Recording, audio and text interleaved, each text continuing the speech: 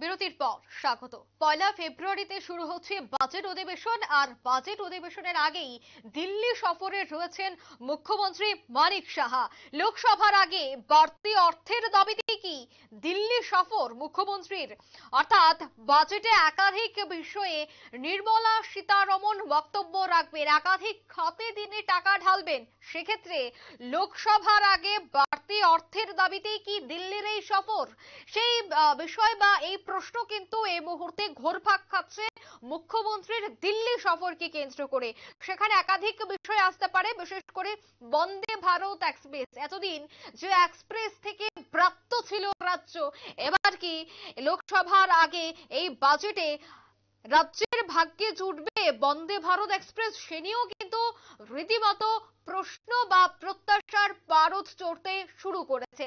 সেই বিষয় নিয়ে বিজেপির মুখ্য মুখপাত্র সুব্রত চক্রবর্তী নিউজ ভ্যানগার্ডের সাথে টেলিফোনিক বার্তালাপে কি বলেছেন শুনুন। মাননীয় মুখ্যমন্ত্রী দিল্লিতে রয়েছেন, ওনার প্রশাসনিক কিছু বিষয় থাকবে, মানে সরকারি কিছু বিষয় থাকবে, সঙ্গে যেহেতু দিল্লি রয়েছেন সম্ভব হলে সাংগঠনিক বিষয়েও কিছু কথাবার্তা তো হবে অবশ্যই। তো এটা এই মুহূর্তে প্রেডিকশন কিছু করা যাচ্ছে না, ঠিক আছে? উনি এসে ব্রিফিং দেবেন। স্যার, বাজেটের ক্ষেত্রেও রাজ্যের কোন কোন ক্ষেত্রে কিছু বরাদ্দ কিছু কি জানা সম্ভব হয়েছে? বাজেট ত্রিপুরাকে বিকাশের পথে আরো এগিয়ে নিয়ে যাওয়ার জন্য এবং সব অংশের মানুষকে, বিশেষ করে পিছিয়ে পড়া যারা রয়েছেন, অর্থনৈতিকভাবে দুর্বল অংশের মানুষ যারা রয়েছেন, সেই জায়গাগুলিকে জোর দেওয়া হবে এবং সঙ্গে শিক্ষা, স্বাস্থ্য এবং পরিকাঠামোগত উন্নয়ন, যোগাযোগ, এই সমস্ত বিষয়গুলি প্রাধান্য পাবে। একেবারে বেসিক নিডস যেগুলি, পানীয় জল টল, এগুলি তো বরাবরের মতন থাকছেই। ইন অল রেসপেক্ট মানে বাজেট একদম কংক্রিট একটা বাজেট হবে, যেটা পুরো ডেভেলপমেন্টটাকে আরো অনেক বেশি এনহ্যান্স করবে, বুস্টিং দেবে। আপনারা শুনলেন বিজেপির মুখ্য মুখপাত্র সুব্রত চক্রবর্তীর বক্তব্য। সেই বিষয়ে আমি আরো বিস্তারিত জানবো। টেলিফোন লাইনে রয়েছে নিউজ ভ্যানগার্ড প্রতিনিধি সুপ্রীতি মুখার্জি। সুপ্রীতি মুখার্জি থেকেও আমরা বিস্তারিত জানবো। মূলত বিজেপির মুখ্য মুখপাত্র বলছেন যে কিভাবে রাজ্যের পরিকাঠামোকে একেবারে ঢেলে সাজানো যায়, তার জন্য এই মুহূর্তে মুখ্যমন্ত্রীর এই সফর।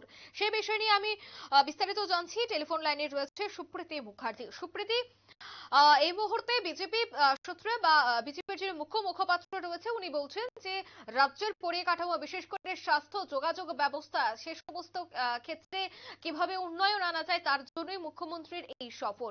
কি মনে হয় 24-এর আগে এই বাজেট অধিবেশন আমাদের রাজ্যের জন্য কতটা গুরুত্বপূর্ণ? একদমই। দেখো অঙ্কিতা, সবকিছু ঠিকঠাক থাকলে আমরা বলতে পারি যে আগামী কয়েক মাসের মধ্যেই হতে চলেছে লোকসভা নির্বাচন। আর এই লোকসভা নির্বাচনে বিরোধীদেরকে একেবারে কোণঠাসা করতে আমরা যদি বলি যে পুরোদমে যে শক্তি, সেই শক্তিকে কাজে লাগাচ্ছে বিজেপি, এবং শাসক দল ইতিমধ্যেই একের পর এক বৈঠক করছে, রীতিমতো লড়াইয়ের প্রস্তুতি নিয়েছে। এবং তারই অঙ্গ হিসাবে বিশেষভাবে দিল্লিতে সফর করছেন মুখ্যমন্ত্রী মানিক সাহা, এবং আজ এবং কাল দুদিনের তার সফর রয়েছে দিল্লিতে, যেমনটা সূত্রের খবর।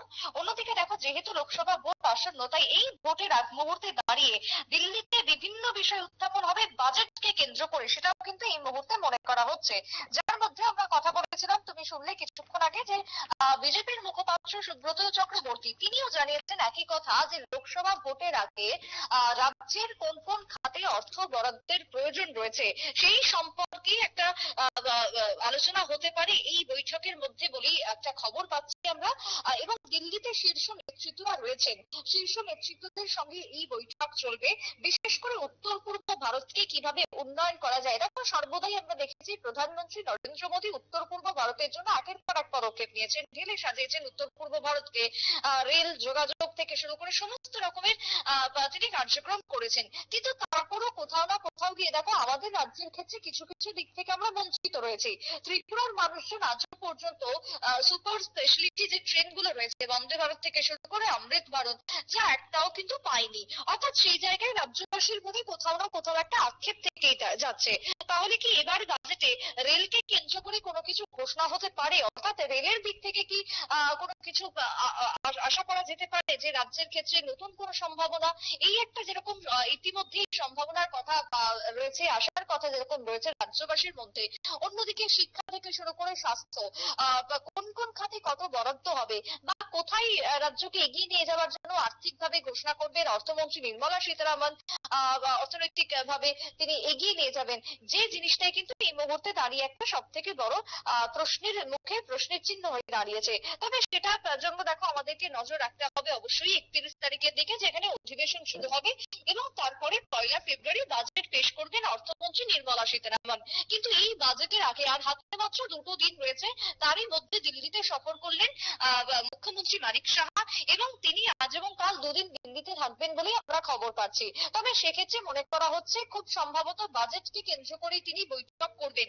এর আগেও আমরা দেখেছিলাম নর্থ ইস্টের যে বৈঠক অনুষ্ঠিত হয়েছিল শিলংয়ে, এবং সেই সম্পর্কিত যাবতীয় খবর নিউজ ভ্যানগার্ড দেখিয়েছে যে বৈঠকের পৌরোহিত্য করেছিলেন স্বরাষ্ট্রমন্ত্রী অমিত শাহ, এবং সেই বৈঠকে গোটা উত্তর পূর্ব ভারতের যত মুখ্যমন্ত্রী রয়েছেন, যত উপমুখ্যমন্ত্রী রয়েছেন এবং তার সঙ্গে প্রশাসনিক যারা কর্মীরা রয়েছেন তারা উপস্থিত ছিলেন এই বৈঠকে।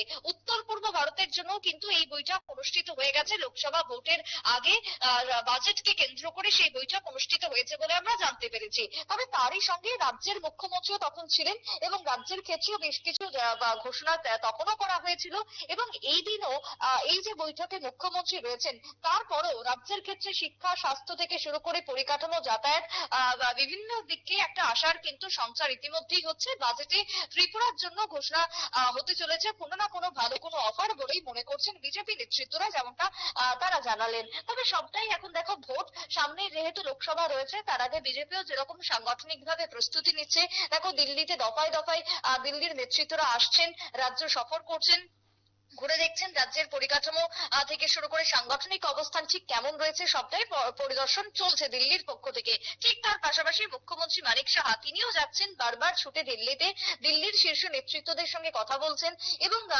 কি কি পরামর্শ নেওয়া প্রয়োজন, লোকসভার আগে রাজ্যের রোডম্যাপ কি হতে পারে, কিভাবে বিজেপি ক্ষমতায় আবারও অধিষ্ঠিত হওয়া যায়, সেই চিন্তাতেই ইতিমধ্যে বিভিন্ন রকমের পরিদর্শন, বিভিন্ন রকমের পদক্ষেপ নেওয়া হচ্ছে, বৈঠকও চলছে একের পর এক, এবং তারই উদ্দেশ্যে দিল্লিতে গেছেন বলে আমরা খবর পাচ্ছি। অঙ্কিতা। একদমই ধন্যবাদ সুপ্রীতি। বাজেটের আগে ফের দিল্লি সফরে গেছেন রাজ্যের মুখ্যমন্ত্রী, সেখানে একাধিক বিষয় নিয়ে আলোচনা হতে পারে বলে এই মুহূর্তে ধারণা করা হচ্ছে। যেহেতু সামনেই রয়েছে বাজেট, তাই বাজেটের আগে এই বৈঠক যথেষ্ট গুরুত্বপূর্ণ বলেই মনে করছেন রাজনৈতিক বিশ্লেষকরা। নিয়ে নিচ্ছে ছোট্ট একটি বিজ্ঞাপন বিরতি, সঙ্গে থাকুন।